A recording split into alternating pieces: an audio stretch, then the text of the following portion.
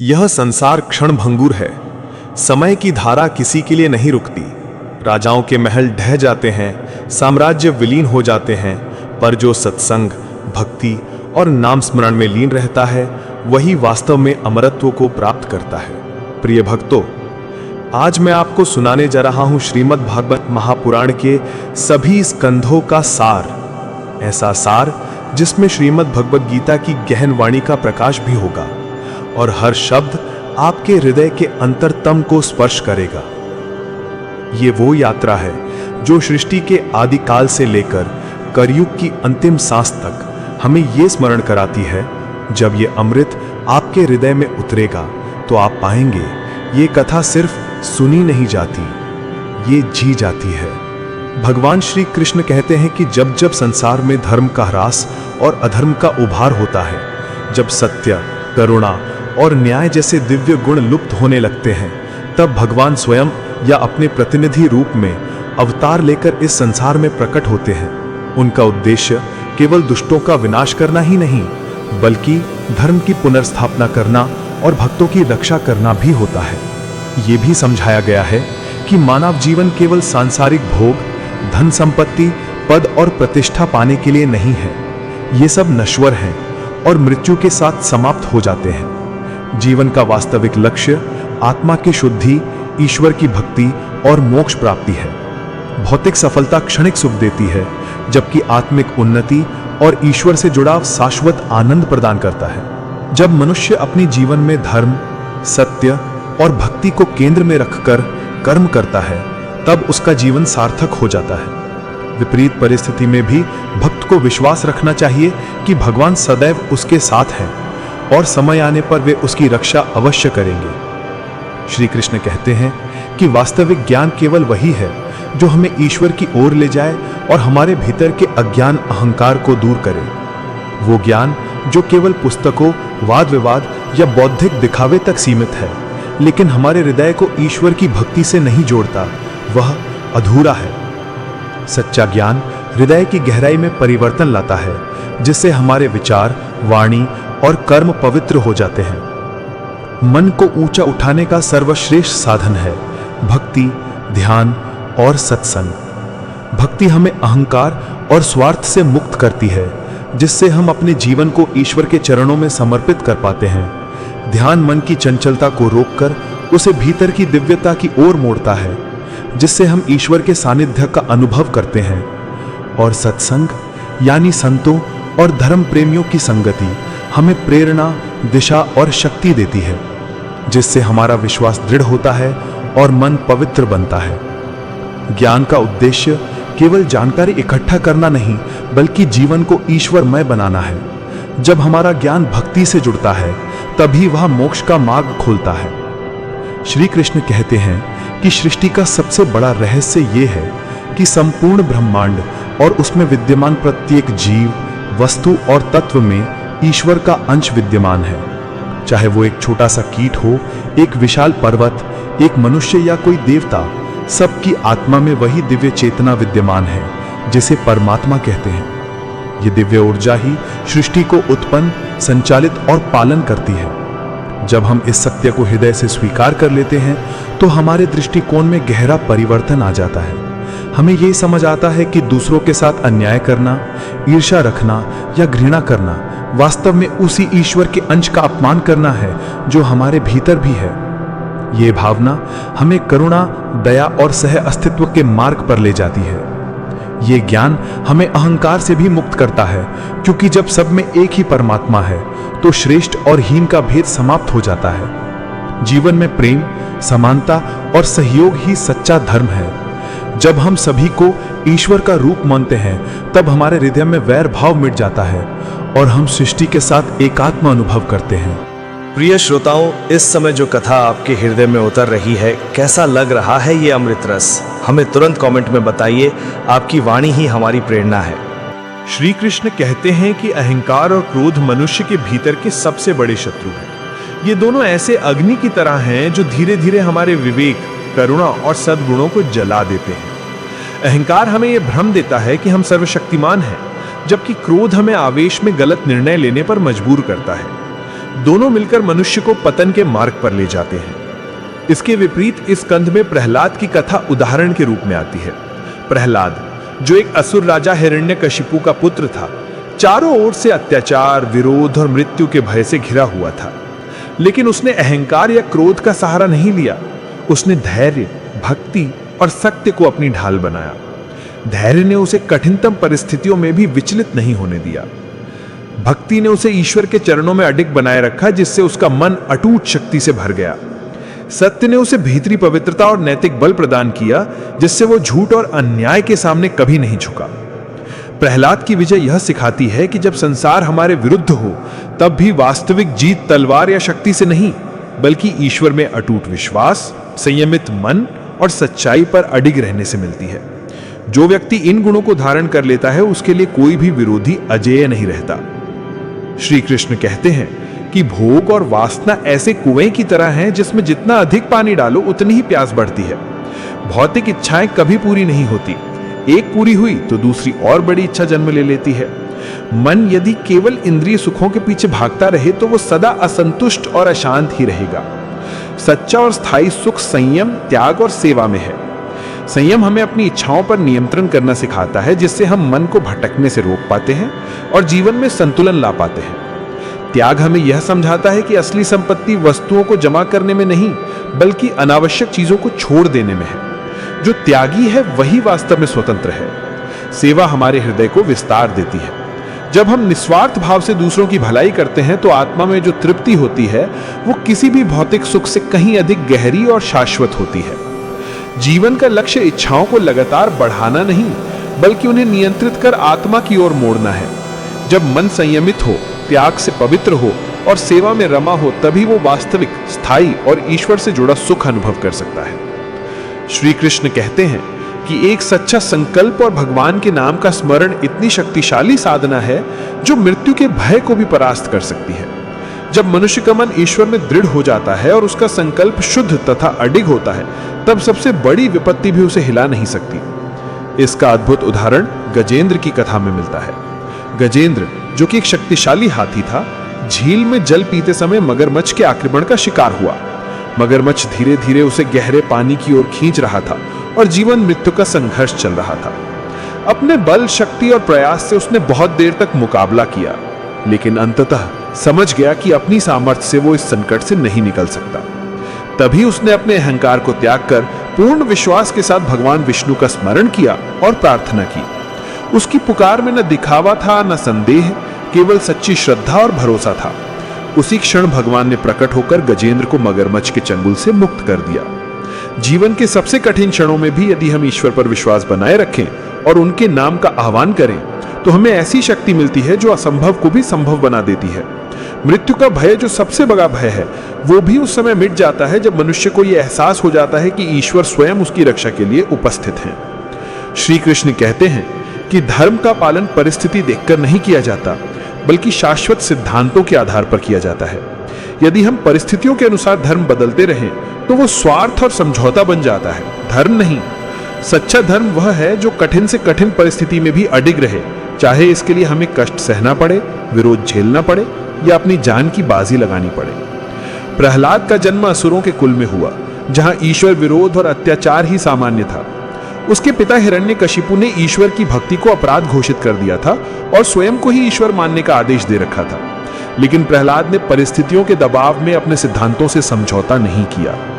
उसकी भक्ति निडर थी, क्योंकि वो जानता था कि सच्चा साहस तलवार, सेना या शक्ति से नहीं, बल्कि ईश्वर में अटूट विश्वास से आता है। हिरण्यकशिपु ने उसे मारने के लिए अग्नि, विष, सांप, तलवार सबका सहारा लिया, लेकिन प्रहलाद का विश्वास कभी डिगा नहीं। धर्म को अपनाना आसान है, लेकिन उसे निभाना तब कठिन होता है जब संसार उसके विरुद्ध खड़ा हो। प्रहलाद हमें सिखाता है कि चाहे परिस्थिति कैसी भी हो, यदि हम ईश्वर में स्थिर हैं और सिद्धांतों से नहीं डिगते, तो असली विजय हमारी ही होती है, क्योंकि अंततः सत्य और भक्ति ही सबसे बड़ी शक्ति है।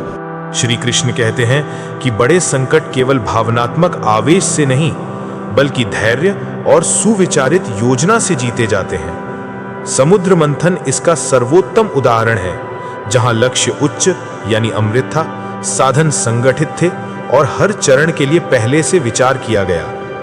देवताओं ने विष्णु की सलाह से असुरों से अस्थायी संधि की। ये सिखाता है कि बड़े उद्देश्यों के लिए कभी कभी विरोधियों के साथ भी रणनीतिक सहयोग करना पड़ता है। मंदराचल को माथानी और वासु को नाग को रस्सी बनाया। उद्देश्य के अनुसार सही साधन चुनना योजना का आधार है। पर्वत के डूबने पर कूर्म यानी कच्छप अवतार ने आधार दिया। ये आंतरिक स्थिरता का प्रतीक है। बड़ी योजना तभी टिकती है जब उसके नीचे धैर्य का मजबूत आधार हो। अमृत से पहले विष, कठिनाई पहले आती है। मंथन का पहला फल हलाहल विष था। घबराहट नहीं हुई। समाधान के लिए योग्य पात्र खोजा गया। शिव ने उसे कंठ में धारण किया और नीलकंठ कहलाए, अर्थात संकट की विषाक्तता को हृदय या मस्तिष्क तक न उतरने दें, उसे संभालकर निरापद स्थान पर रोक दें। उच्च सफलताओं तक पहुंचने से पहले दुष्प्रभाव, आलोचनाएं, असफलताएं सामने आती हैं। उनसे भागने की नहीं, सुविचारित ढंग से निराकरण की आवश्यकता होती है। धैर्य का प्रतिफल चरणबद्ध मिलता है। मंथन के दौरान अनेक रत्न प्रकट हुए। कामधेनु, ऐरावत, उच्चैश्रवा, परिजात, कौस्तुभ, लक्ष्मी आदि। ये संकेत है कि मार्ग में मिलने वाले मध्य फल भी मूल्यवान होते हैं। उन्हें पहचानना और सही स्थान पर स्थापित करना नेतृत्व का हिस्सा है। हर रत्न के साथ कर्तव्य जुड़ा। किसे क्या ग्रहण करना है, किसका उपयोग कहाँ होगा, ये संसाधन शासन यानी रिसोर्स गवर्नेंस की बुद्धि सिखाता है। सफलता के वितरण में भी नीति चाहिए। अमृत निकलने पर स्वार्थ और अराजकता की आशंका बनी, तब मोहिनी रूप में विष्णु ने न्यायपूर्ण वितरण किया। यानी लक्ष्य प्राप्ति के बाद भी यदि नीति या न्याय न हो तो उपलब्धियां संघर्ष का कारण बन जाती हैं। परियोजना की एग्जिट स्ट्रैटेजी और वितरण नीति पहले से सोची जाए ताकि परिश्रम का फल अधर्म के हाथ न लगे। समुद्र हमारे मन का प्रतीक है। मंथन साधना है। वासना विकार उठकर पहले विष बनते हैं। धैर्य पूर्वक साधना जारी रखने पर धीरे धीरे गुण, विवेक, करुणा जैसे रत्न प्रकट होते हैं और अंततः आत्मबोध का अमृत मिलता है। कच्छप धारणा, साधना में पीठ यानी आधार की तरह एकाग्रता और नियम का सतत सहारा बनाए रखें, तभी विचारों का पर्वत डूबेगा नहीं। लक्ष्य उच्च रखें पर चरणबद्ध योजना बनाएं। संकट आते ही घबराएं नहीं, पहले स्थिर आधार खोजें। श्वास, मनन, गुरु संग, स्पष्ट कार्य विभाजन। दुष्प्रभाव यानी विष को पहचानकर उसकी जिम्मेदारी योग्य व्यक्ति या नीति को दें। उसे हृदय में उतरने न दें। बीच बीच में मिलने वाले छोटे छोटे फल यानी सीख, नेटवर्क, संसाधन को संजोएं। यही आगे अमृत तक पहुंचने की सीढ़ियां हैं। अंतिम सफलता के बाद निष्पक्ष वितरण, अन्यथा परिश्रम का फल संघर्ष में बदल सकता है। संकट में धैर्य हमारा कूर्म आधार है, योजना हमारी मंदराचल मधानी, संयम हमारा नीलकंठ कंठ और साधना या सहयोग वो सामूहिक बल है जो अंततः हमें अमृत, स्थायी और शुद्ध सुख तक पहुंचा देता है। श्री कृष्ण कहते हैं कि सत्य और कर्तव्य का पालन केवल अनुकूल परिस्थितियों में करना सरल है, लेकिन जब इसके लिए अपने आराम, सुख सुविधा, संपत्ति, यहाँ तक कि परिवार तक का त्याग करना पड़े, तभी मनुष्य की वास्तविक परीक्षा होती है। यही त्याग और अडिगता सच्ची महानता है। श्री कृष्ण दिव्य उदाहरण देते हुए आगे कहते हैं, सत्य के पालन के लिए हरिश्चंद्र ने अपना राजपाट, धन और वैभव त्याग दिया। जब गुरु विश्वामित्र ने परीक्षा ली तो उन्होंने वचन पालन के लिए स्वयं को और अपने परिवार को दासत्व तक में बेच दिया। कठिन से कठिन परिस्थिति, पत्नी और पुत्र का कष्ट, दारुण गरीबी और अपमान के बावजूद हरिश्चंद्र ने कभी झूठ नहीं बोला और धर्म से नहीं डिगे। अंततः उनकी सत्य निष्ठा ने देवताओं को भी प्रभावित किया और उन्हें पुनः सम्मान, परिवार और वैभव प्राप्त हुआ। सत्य का पालन अंततः विजय लाता है, चाहे मार्ग कितना भी कठोर क्यों न हो। इसी प्रकार भगवान राम अयोध्या के राजकुमार होते हुए भी पिता दशरथ के वचन पालन के लिए 14 वर्ष का वनवास स्वीकार किया। वनवास के दौरान उन्होंने न केवल कठिन जीवन जिया, बल्कि सीता हरण जैसी विपत्ति में भी धर्म, संयम और न्याय का पालन किया। रावण वध के बाद भी उन्होंने राजारोहण से पहले मर्यादा, नीति और क्षमा का आदर्श प्रस्तुत किया। कर्तव्य का पालन, चाहे उसके लिए अपने सुख का त्याग करना पड़े, ही सच्चा धर्म है। महानता का माप धन, शक्ति या पद नहीं, बल्कि वो साहस है जिससे मनुष्य सत्य और कर्तव्य के लिए सब कुछ छोड़ देता है। धर्म के मार्ग में कष्ट, अपमान और कठिनाइयां अवश्य आती हैं, लेकिन जो इनसे विचलित नहीं होता वही अंततः सच्चा विजेता बनता है। त्याग केवल खोना नहीं है, यह अपनी आत्मा को ऊंचा उठाने का साधन है जिससे मनुष्य अमर आदर्श स्थापित करता है। श्री कृष्ण कहते हैं कि प्रेम और भक्ति ही जीवन का वास्तविक सार है। संसार में जितने भी ज्ञान, शक्ति, वैभव या सिद्धियां हों, वे सब अधूरी हैं यदि उनके मूल में प्रेम नहीं है। और ये प्रेम जब ईश्वर के प्रति भक्ति में बदलता है तो जीवन का हर क्षण दिव्यता से भर जाता है। द्रौपदी की पुकार पर मैंने राजसभा में नियमों और दूरी की परवाह किए बिना उनकी लाज बचाई, क्योंकि प्रेम और भक्ति का आह्वान मेरे लिए सर्वोपरि है। जब प्रेम सच्चा और निस्वार्थ होता है तो ईश्वर स्वयं नियम तोड़कर भी अपने भक्त की रक्षा करते हैं। इसी तरह सुदामा, जो अत्यंत निर्धन थे, उनके लिए कृष्ण ने अपने राजसी वैभव को गौण मान लिया और बाल सखा की तरह उन्हें गले लगाया। यह दिखाता है कि ईश्वर के लिए भक्त की नियत और प्रेम भौतिक स्थिति से कहीं अधिक महत्वपूर्ण है। जहां ईश्वर प्रेम में नियम तोड़ सकते हैं, वहीं भक्त का धर्म है कि वह नियमों, मर्यादाओं और सिद्धांतों का पालन कभी न छोड़े। प्रेम वह पुल है जो आत्मा को परमात्मा से जोड़ता है और भक्ति वह मार्ग है जिस पर चलकर यह मिलन संभव होता है। ईश्वर के लिए भाव सर्वोपरि है, परंतु भक्त के लिए धर्म और मर्यादा सर्वोपरि होनी चाहिए। जो प्रेम में समर्पित है वह ईश्वर के हृदय में बसता है, और जो धर्म में अडिग है वो ईश्वर के चरणों में स्थान पाता है। श्री कृष्ण कहते हैं कि ज्ञान, भक्ति और वैराग्य, ये तीनों मिलकर ही मनुष्य को संसार के बंधन से मुक्त करते हैं। इनमें से कोई एक भी तत्व अधूरा हो तो मुक्ति का मार्ग पूर्ण नहीं हो पाता। ज्ञान का अर्थ केवल शास्त्रों का अध्ययन या सूचनाओं का संग्रह नहीं है। सच्चा ज्ञान वह है जो हमें आत्मा और परमात्मा के संबंध का बोध कराए। यह हमें यह समझने की दृष्टि देता है कि जीवन अस्थायी है और जो कुछ हम अपना मानते हैं वह केवल समय का दिया हुआ उधार है। ज्ञान हमें अहंकार से दूर करके विनम्रता की ओर ले जाता है। भक्ति वह शक्ति है जो ज्ञान को हृदय में उतारती है। केवल बौद्धिक समझ काफी नहीं। जब तक हृदय प्रेम और श्रद्धा से नहीं भरता, तब तक ज्ञान जीवंत नहीं होता। भक्ति हमें ईश्वर के साथ भावनात्मक रूप से जोड़ती है, जिससे हमारा मन शांति और संतोष पाता है। यह हमें विनम्र और करुणामयी बनाती है और हर जीव में परमात्मा का अंश देखने की दृष्टि देती है। वैराग्य का अर्थ संसार से भागना नहीं, बल्कि उसमें रहते हुए भी आसक्ति से मुक्त होना है। यह हमें मोह और लोभ के बंधनों से छुड़ाता है, जिससे हमारा मन स्थिर और स्वतंत्र बनता है। वैराग्य ज्ञान और भक्ति का स्वाभाविक परिणाम है। जब हम सत्य को जान लेते हैं और ईश्वर में प्रेम स्थापित हो जाता है, तो सांसारिक लालसाएं स्वतः क्षीण हो जाती हैं। जीवन में जो भी अनुभव हमें मिले, चाहे सुखद हो या दुखद, उन्हें गुरु मानकर सीखना चाहिए। हर घटना हमें अपने बारे में और संसार के बारे में कुछ न कुछ सिखाती है। सुख हमें कृतज्ञ होना सिखाता है और दुख हमें धैर्य तथा आत्मबल का पाठ पढ़ाता है।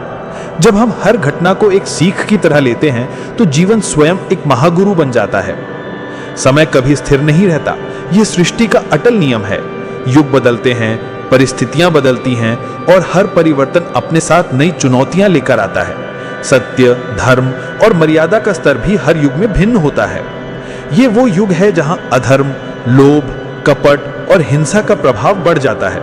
लोग सत्य से अधिक लाभ और सुविधा को महत्व देते हैं।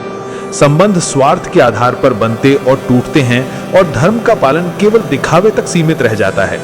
मनुष्य का धैर्य, स्मरण शक्ति और आयु तीनों घट जाते हैं।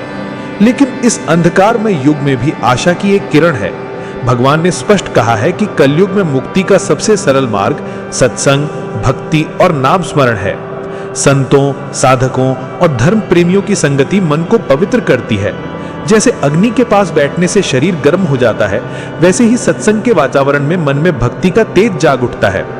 सत्संग हमें कलयुग के नकारात्मक प्रभावों से बचाने के लिए एक ढाल की तरह कार्य करता है। कलयुग में भक्ति सबसे प्रभावशाली साधन है, क्योंकि इसमें न तो जटिल यज्ञ की आवश्यकता है और न ही कठिन तप का भार। प्रेम पूर्वक ईश्वर का स्मरण, कीर्तन, पूजा या सेवा, ये सभी साधन सीधे हृदय को परमात्मा से जोड़ते हैं। भगवान का नाम स्वयं में शक्ति, पवित्रता और अनंत कृपा का स्रोत है। नाम जप से मन की चंचलता शांत होती है और धीरे धीरे विकार दूर होते हैं। जैसे अंधकार में दीपक जलाने से रोशनी फैल जाती है, वैसे ही कलयुग के अंधकार में नाम स्मरण आत्मा को प्रकाशित कर देता है। समय चाहे कितना भी विकट क्यों ना हो, जो व्यक्ति अपने जीवन में सत्संग, भक्ति और नाम स्मरण को स्थान देता है, वह बाहरी परिस्थितियों से परे आंतरिक विजय प्राप्त करता है। यही विजय सबसे बड़ी है, क्योंकि यह मृत्यु के पार भी आत्मा के साथ चलती है। प्रिय श्रोताओं, अभी आपने इस कथा का अमृत रस सुना है। क्या ये कथा आपके मन को भी स्पर्श कर गई है? तो अभी कमेंट में हमें अपने अनुभव बताइए। यदि आपको ये कथा अच्छी लगी तो इसे लाइक करें, अपने मित्रों और परिवार तक शेयर करें और रोजाना ऐसे ही दिव्य प्रसंग सुनने के लिए अभी सब्सक्राइब करें। भक्ति का ये प्रवाह आपके स्पर्श से और भी गहरा होता है। आपकी प्रतिक्रिया और आपका साथ ही हमारी सबसे बड़ी प्रेरणा है। जय श्री कृष्ण।